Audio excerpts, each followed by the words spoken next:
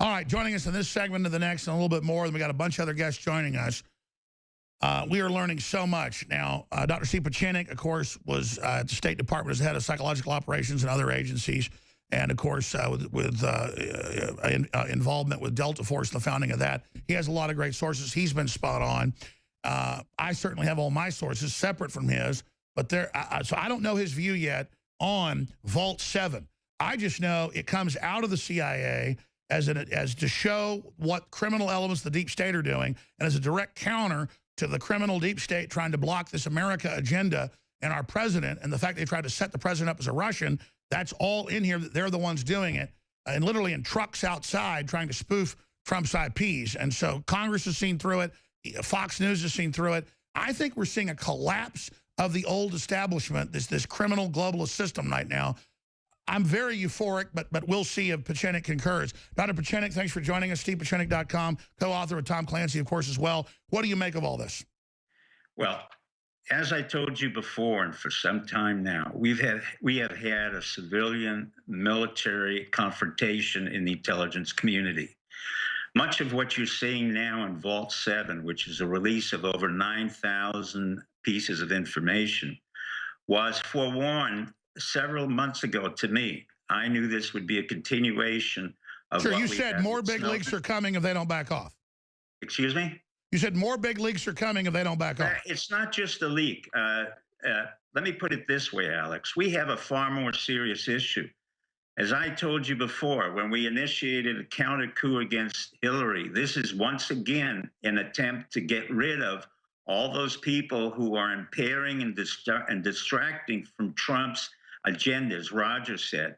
But it's far more serious. This time around, the reason why these leaks were given was to simply take down the CIA. The CIA, as I've said for the 30 years since 9/11 and elsewhere, has been out of control.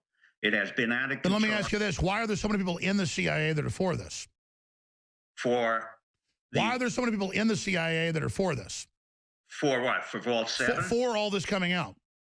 Well, because they're good people. The CIA is not monolithic. What happened under John Brennan, what happened under Obama, this is a strict indictment of Obama and what happened with the increased surveillance of the CIA during the past 8 years and the previous 8 years under Bush Jr. And what happened, the honorable people within the CIA realized that this was a mandate that had been exceeded. In other words, this is criminal action. For the CIA to go into cyber communications, to literally... This is leftist globalists using the CIA and NSA power to subvert the republic. Well, let me be a little bit more expansive than that. This is not just the leftists and the globalists. This involves John D. Rockefeller, who was head of the Senate Intelligence Committee. This involves Susan Collins. This involves Mark Rubio. This involves Dianna Feinstein. This involves many people who are over the Senate Intelligence Committee who were aware of this for over 8 to 12 years and did nothing. They allowed this criminal action. There is no question this is a criminal action. The reason this was released by my people and others who are literally caring for the Republic and use Alex Jones as a means to get to the people of the United States was the simple fact that we can no longer maintain covert aspects to the CIA and cyber communication. One of the most important things that was released several months ago, and nobody realized it, was 0 Day, which was a film on Netflix, and Michael Flynn and General Michael Hayden was in it, and a bunch of others. Stay there. We're back in 70 seconds. We'll keep you into the next hour with the next guest as well. I'm Alex Jones. This is the InfoWar. History is happening before your eyes, and you're all part of it. Spread the word to people. Tune in right now. Infowars.com/show. The battle for the Republic is now. America wouldn't go down so easy, would it? And this is only the beginning.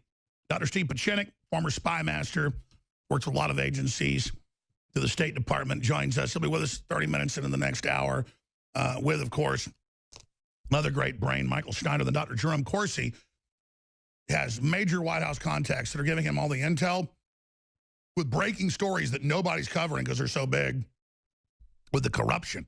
Hundreds of billions stolen by Obama out of Fannie Mae, Freddie Mac, looting everything. I mean, it's all coming out. The data dump has begun. Now let's go back to Dr. Steve Pieczenik. You were getting into the fact that major things are happening. Go ahead.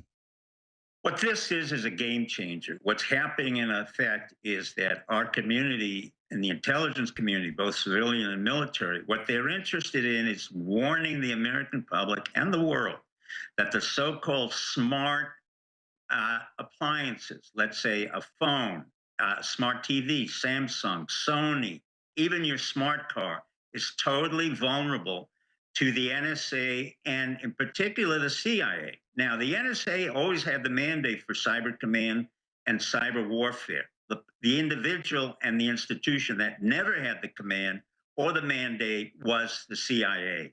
It has to release its mandate or it will be prosecuted for crimes against the state. And it has already committed crimes against the state. Remember, when you and I first started, one of the reasons why I was so pleased to come on your show and to continue to be on the show was the fact that you represented the American public and you were not in any way influenced by mainstream media.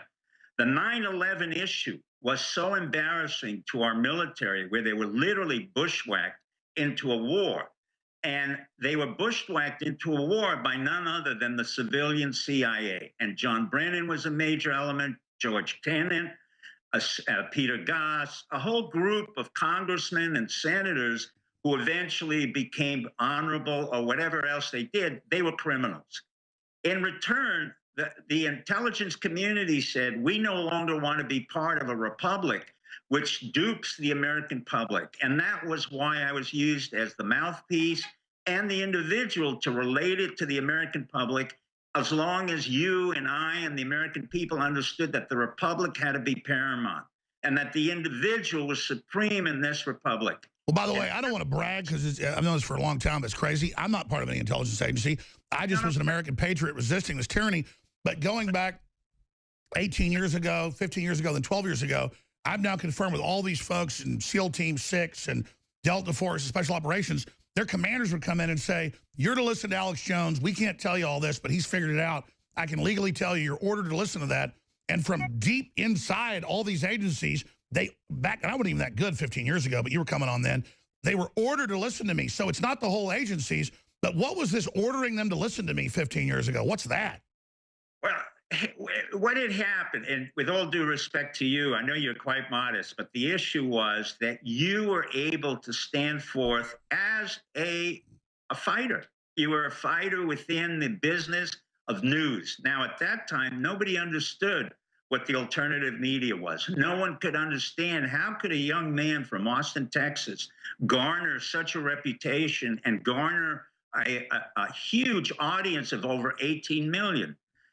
When you and I kept talking, and it started with Benghazi, it started with 9/11, it was with the nonsense of Osama bin Laden, the credibility that you created within the audience and within your own narrative was so important to our intelligence community that they understood this was a venue to talk to the public. They don't need David Singer. They don't need any of their David Ignatius of the Washington Post. They don't need any of these reporters. That's why what you're seeing in the press and on TV is the death. And I've said it for a long time. Let's talk about that when we come back in 70 seconds. You'll have the floor to talk about where we go from here, what we expect next, how the criminal elements, the deep state will strike back with Dr. Steve Pieczenik. Stay with us. I'm Alex Jones. All right, Michael Schneider's going to ride shotgun with us at the bottom of the hour. A columnist, read by millions a week. EconomicCollapseBlog.com. Hopefully we can stop that if Trump's able to turn the jobs back on, which he's doing a pretty good job of. But a lot of the globalist operations like Goldman Sachs and JP Morgan admit they're trying to actually implode the economy to consolidate it, despite the fact they've seen record profits under Trump. Best small business numbers since the 1984 recovery of Reagan. That's official news. Exxon Mobil announcing hundreds of billions of dollars of investment in the next 4 years on the Texas and Louisiana coast. I mean, it's just daily, these huge announcements that we're open for business again, that we won't prohibit you coming here and doing things. That's what globalism is, was selling off American assets, selling off the fact that we had more than half the world's wealth 30 years ago. Dr. Steve Pieczenik's riding shotgun with us as well, co-author with Tom Clancy, filmmaker, of course, involved in a lot of different agencies and helped broker the Camp David Accords, founder of Delta Force with General Boykin and Schumacher and others. And he can seriously has come on and told you there's been a major war inside the government, a civil war, a deep state war. He's been saying that for several years, and now it's all over the news today. So really what's happened is, what happens now that 9,000 documents come out, or 9,000 pages, Vault 7, the largest ever publication of confidential CIA documents, that's released today, massive coverage at Infowars.com. And they admit, we're remote controlling people's cars and blowing them up. They admit, yeah, we're breaking into your phones and watching and listening to you and your smart TVs. Well, that was all in the terms and service. We told you about that 15 years ago, but it's all here now. So what happens is, what we've covered here becomes so mainstream, and even Fox News and CNN are forced to report it. And Obama's dumb enough to say, we're not surveilling President Trump or General Flynn, when a month ago they said they were in the news. So you're seeing that these losers are so arrogant, they think they're invincible. Obama set up this office 2 miles away from Trump, saying he's going to overthrow it. And Holder says, he's coming, like he's Christ. I mean, I'm not a psychiatrist like Dr. Pieczenik, but I mean, this is delusional crap. And I don't want us to be delusional either. We're in the fight of our lives, but we're getting the initiative. Trump isn't a coward. He knows what he's doing. And so this is an amazing time to be alive right now. Dr. Pieczenik, I want to go to our guests and have you go back and forth. But, I mean, what would you say this time is we're alive in right now? Then I'll ask Snyder the same question. I mean, is this not one of the most important times in U.S. history? I told from the very beginning, since 9/11, and the fact that we continue, this is a second American Revolution. This is as clear as it becomes when the entire regime was changed legally, and it was changed thanks to you, the internet, alternative media, social media, and it was a new type of revolution. That's why the press doesn't understand it. And economically, we are changing because Brexit is breaking up. Germany is now coming to see Trump. China has to deal with Trump. Japan had to deal with Trump. And your guest will explain why the economic dimensions are even more serious. But the reason why this was dumped out again, if you want to call it another counter coup on our behalf, where we did it against Hillary, we did it against Obama, now we're doing it so that we can bring into the forefront the issue of cyberspace and cyber command and cyber warfare. That's what my people, both civilian and military. You said 3 years ago Snowden was a deep state deal to cut the wings of these out-of-control agencies. You've been proven right. Correct. Well, I don't want to be right. I just want to protect the republic. I want to make sure. I know you can't talk about a lot of secret stuff. I have a lot of sources too, but I mean, give us the feeling of how you knew 3 years ago that Snowden was actually doing this with a Patriot group and where this is going. Because when you hear a story that's concocted as follows, Snowden broke his leg in special forces, then he was hired by the CIA, then he was fired by the CIA, and then he was a contract officer for the CIA, then he was a contract officer for Booz Allen, and then I mean, it's so cockamamie, it's so convoluted. This is typical CIA nonsense. So when you hear a convoluted story like Osama bin Laden was killed when in fact he was already dead, and he had a renal dialysis machine and he couldn't move, but they killed him in Pakistan, in the center of the most secure area in Pakistan, that was absurd. And so people like McRaven, the SEAL teams, and all the special forces, General Dempsey, they were all compromised by a stupid narrative which couldn't be corrected. And that's why the CIA has had a real problem. I said stupidity, arrogance, and incompetence has been the triad of the CIA for years. Whereas in military intelligence, if you come up with that kind of nonsensical story, you would have been fired and court-martialed. And you saw that with Manning, and you saw that with others. So from our perspective, the more convoluted the story, the more nonsensical it is.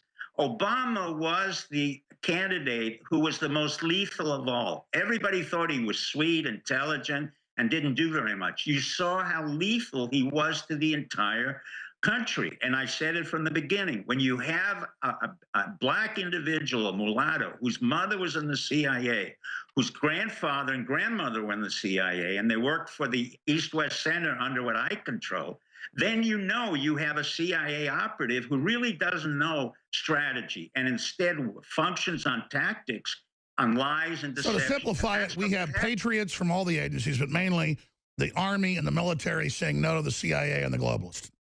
Because we're trained. When we go into the military, we're trained to pledge allegiance to one thing, the Republic. We're trained to pledge allegiance to the Constitution and the But the Republic. CIA's full of a bunch of leftists now since the 70s.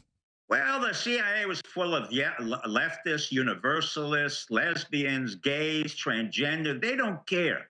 Their only interest is to increase their capabilities and to violate the laws of the So Constitution. it's a power grab.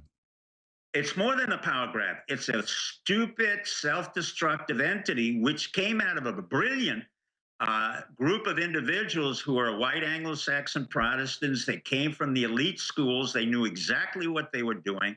They had served in World War II. And then in return, what we had was Catholics in action who were not the brightest in the world, who were totally incompetent, who never really fought in wars, who really never understood the strategy and tactics of where the Republic had to go, and instead created problems. As General Eisenhower said, the CIA has left a legacy of ashes, and this is the destruction. Now you see the punishment that's coming back again and again and again. That's my next question, then we're going to Snyder, and then pop in. I'm going to skip the breaks so we have more time. This is such an epic time to be alive.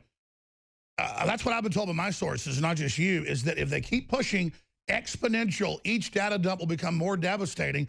This dwarfs anything we've seen so far by a power of 1 or 2. The next thing is going to be even more devastating. Can the globalists and other groups give up? Because they seem so desperate. I think they know they're in deep trouble. Don't they understand if they just give up, they can go into abstention, are going to be left alone? But if they keep pushing, they're going to be totally destroyed? They understand what you're saying, but that's not the reality of what's happening. Your guest can reaffirm this. Number one, I predicted years ago Europe would break up. The simple reason wasn't that you did. You were on here 6 years ago about de-evolution, how it was all going to happen, how we get a nationalist president, go back to the South, be the new king base, everything, it all happened. Yes. The reason I could say that there was structural inconsistencies in the EU. When you have a very weak, incompetent country like France, trying to block the rise of Germany, which by national character will always be the most powerful country in Europe, you know then it's a self-destructive move. Because they're not even doing it for the EU. They're all fighting with each other in a power grab. Well, not only that, there's going to be a dissolution. There's going to be currency changes. As your guest will say, you know, Britain is pulling out, but they have the pound. What you need. So how much trouble is George W. Bush's or George Herbert Walker Bush's or John D. Rockefeller III or whatever? How much trouble is their New World Order in? Their New World Order does not exist anymore. As a matter of fact, so it's already gone. They just haven't figured it out yet. Well, the Rockefeller children, whom I know, the great-great-grandchildren, they couldn't care less. They're really not involved in money. Most of Soros is really irrelevant. All of the people that we're talking about are irrelevant. The people who are relevant are Merkel from Germany, Le Pen, a woman from France, Abe from Japan, and President Xi Jinping from China, who knows that he is an economic problem. He knows that very soon, if he does not act appropriately, we can make certain that China will have a very severe economic problem. I mean, from what I've been read, I mean, in a month, couldn't we put China into a depression? Well, China actually... you know, you hit it right on the head. I didn't want to say it, but China is technically insolvent. Most of their companies right now are bankrupt. And that's why they're trying to throw their weight around as just bravado.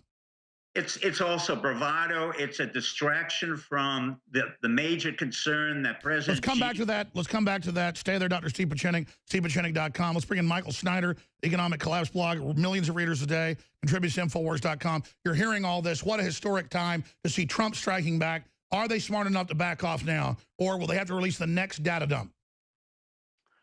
Well, Alex, I believe the globalists are not going to give up. In fact, they know they're in a life or death struggle, and that's what we need to understand, because a lot of people out there, they thought, well, Trump got elected, now we have a good government. No, we still have a bad government. It's just Donald Trump has taken the most important position in the government, but now the deep state is rebelling against this foreign entity which has invaded their domain, and they want to get rid of him. You know, in the past, when Republicans lost an election, they said, well, we'll try again in 4 years. For the deep state, for the Democrats... That's right. America is coming back into our government, and the globalists are pissed. Yeah, they're freaking out. And so they had no intention of waiting 4 years to get rid of Trump. They plan to do it immediately. The Daily Mail said, hey, Obama, his sole goal is to remove Donald Trump from office, not 4 years from now, but as quickly as possible. And that's what the deep state is trying to do. And that's called a coup. I mean, I'm not a guy that calls for violence, but at some point, Pieczenik used to call for uprisings 5 years ago. I say, don't do that. We're going to do an info war. But if we have a president, he has good approval, he's doing good things, they're lying about him trying to kill him. At some point, Dr. Pieczenik, I mean, just briefly, at some point, when do we, I mean, obviously we're winning the info war now, but they keep calling for violence. Is there any teeth in that? No. The reason we don't need violence at this particular point in time is because we are exceedingly good. We, in the military and the civilian intelligence community, we're very good at psychological warfare, which is what you saw. Coup, counter coup, and once again, this Vault 7, the dump. Sure. Back to Michael real quick, as I interrupted. Go ahead, Michael. Oh, everything you guys are saying is true. We've got this struggle within the government. And Donald Trump, you know, he got elected and he went to work right away trying to do the things he was elected to do. But he needs to realize that Trump is not going to last long unless he wins this battle against the deep state. Because the deep state, they have the initiative right now. They're just going to keep lobbing grenades and scandals at Trump. I agree, but isn't this a giant counterstrike with this Vault 7? Yeah, and I'm so thankful for that because now we're getting a little light on the CIA and NSA because up till now they've had the initiative because no light was being shed on them. So they could just anonymously do their work and lob grenades. Sure, but I mean, Trump is the president now, has stuff that will completely destroy them if he wants. I mean, it's just crazy.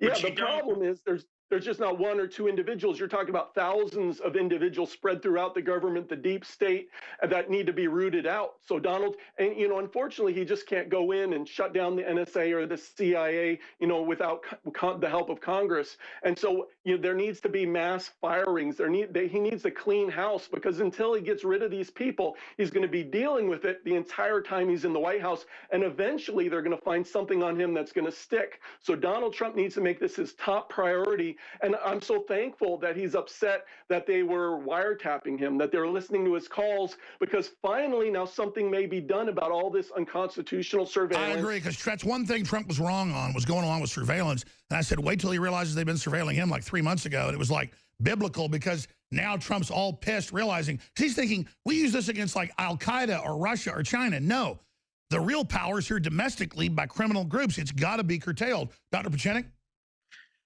The key here, let me go at, it's not that he's going to weed out everybody. I appreciate what the gentleman said. The reality is what's happening is the Christian majority of this country is moving forward. It has consumed the notion of patriotism. Within Trump's administration, we were already prepared through General Mattis, General Kelly, McMaster, Flynn, and other generals. We knew exactly what to expect.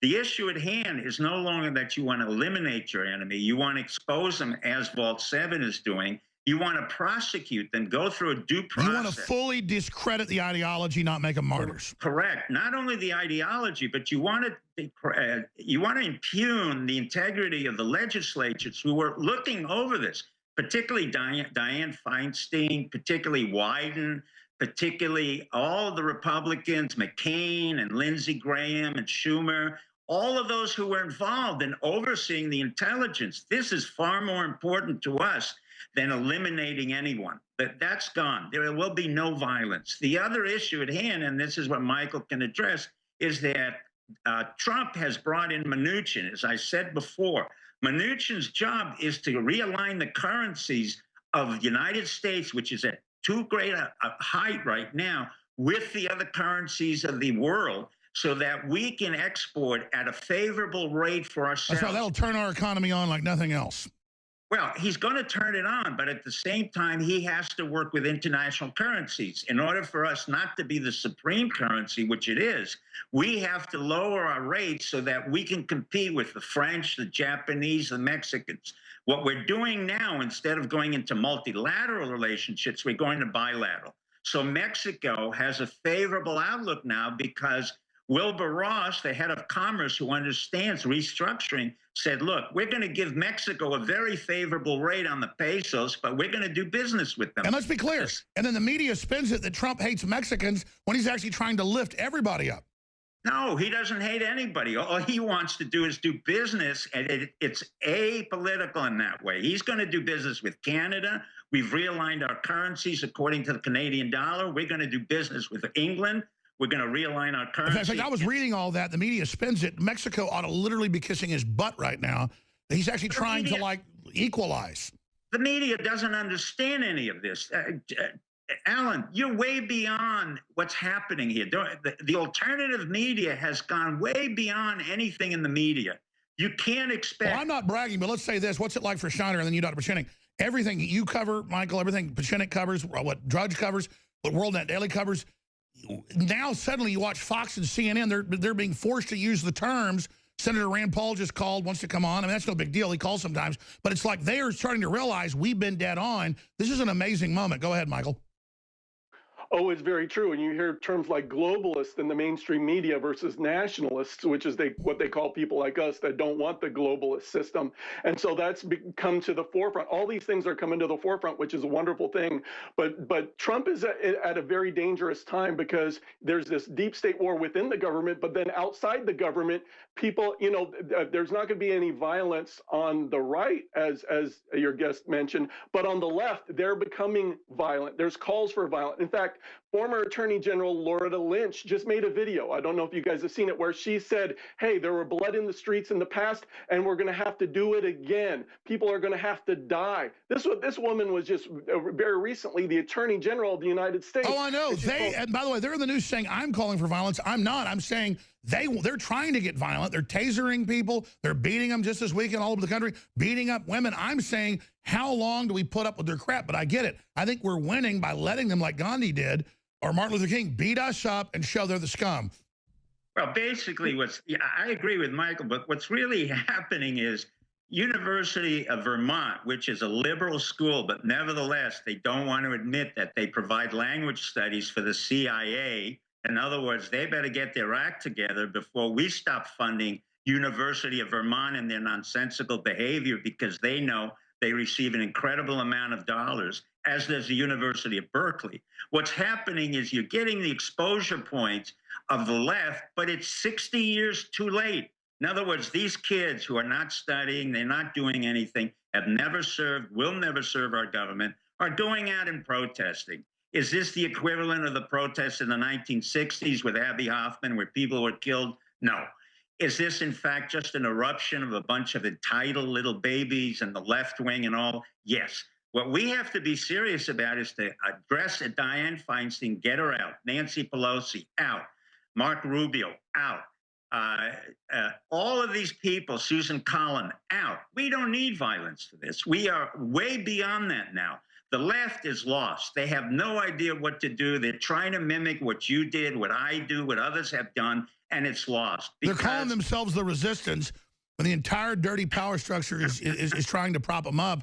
And it's crazy. In fact, they've got these new white papers out saying Jones hijacked the liberal movement that was against the WTO. No, just because I'm a patriot or more right-wing, which I'm not even right-wing, I'm a patriot, it doesn't mean that I don't want national sovereignty. It's the left pushing for globalism and corporate control outside of free market. They're the tyrants. I mean, what's going to happen, Dr. Pieczenik, as a psychiatrist, or just as a citizen studying this, when the leftist crybabies, I mean, they're literally crybabies, finally find out that they were part of the establishment?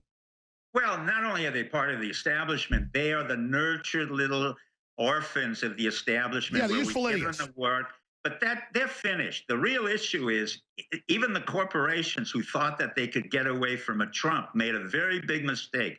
For example, Caterpillar, a major American company, did an inversion, what we call a financial inversion in Switzerland, and refused to pay billions of dollars in taxes. Trump picked it up. Our administration picked it up very quickly, and then the IRS came in on Caterpillar to say, guys, you've had falsified accounting. Now you will pay billions of dollars, and you will come into criminal action. That's what's happening at a much greater level. The left doesn't understand that, not even the right. But when Caterpillar tries to avoid paying taxes by doing a stupid inversion into Switzerland, which is a haven for corrupt money, then you know you've got corporations. Yeah, the simple Trump rule is this. We're open for business. We have low taxes, low regulations. You're not going to just suck off the country and get laws passed that screw us when you're going to end up hurting the population. We're going to have give and take, two-way streets. That's correct. But that reasonableness is not really understood by the left at point. The corporations are still trying like little babies to get away, and they're trying to act out. When a Trump, sure, to get 100% profit, even though it burns down the world. Well, the point is they've gotten away literally, not with murder, but in some cases with murder. But this time around, when we brought in all the Goldman Sachs boys, all the economic experts, they finally... Hold on, Doc. I'm going to let you have 2 minutes to finish up on the other side where this is going. Then I'm going to give Snyder about 5 minutes when we cut into his time today. And then Rand Paul, Senator, wants to come on with some big news. He's going to be joining us. Then we've got other folks coming with breaking news. We'll be back. Like Stephen Bannon says, all the outside globalist constructs will be burned down. This is a real revolution against tyranny you're seeing. 21st century war. Dr. Steve Pieczenik is going to finish up, stevepieczenik.com. Former spy chief, hooked into everything. Everything he's talked about has really come true. He's been one of the most accurate guests we've had in decades.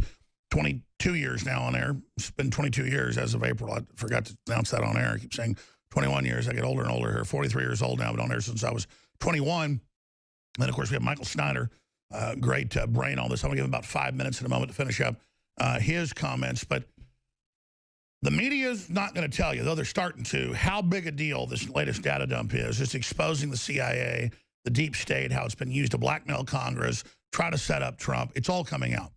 And yes, this is the counterstrike. I don't even know if the president knew about this, but he was told you're being wiretapped by the agencies. He knew it was accurate. And so now this is just backing it all up. And there's even more, I'm told. So, Dr. Pieczenik, let me ask you this. Other points you want to make, but then how does the establishment that's left, because they're so damn delusional and arrogant, how do they counterstrike? Or is the delusion I see, is the bravada and the hubris fake? Is all this chutzpah fake or is it real? And how do you, as a guy that predicted this 6-7 years ago on the air, how does all this lay out? How do you see the breaks happening? Happen. This is the third coup and counter coup that we have been involved with. I told you weeks ago we would do this, we would do it again. Basically, what's happening is the deep state, or as you call it, the CIA and others, will be cleaned out. Pompeo's job is to clean them out. Mattis's job is to clean it out. We will clean out the 16 different intelligence organizations. But what we need, and we're fortunate to have Dr. Rand Paul. I have to thank Dr. Rand Paul and his father, Ron Paul, for having stood up against the neocons who tried to come back into the administration, particularly the worst and the scum of them all, Elliot Abrams and John Bolton. If it wasn't for Dr. Rand Paul, we would still have a huge influx of neocons. But he stood up, he wrote an incredible, accurate letter, and he defied the... And he led the fight exposing how Obama and the neocons were backing al-Qaeda in Syria. He was the leader of that. I mean, he's really done a great job.